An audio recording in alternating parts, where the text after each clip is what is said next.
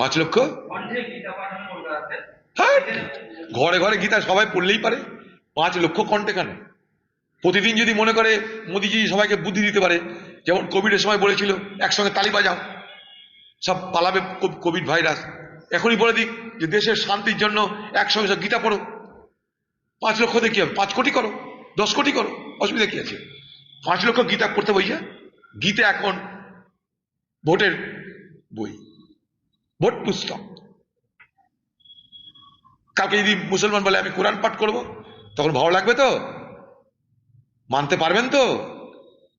তখন তো সে মুসলমানদেরকে জিহাদি বলতে আরম্ভ করবেন। এগুলো করে কি লাভ?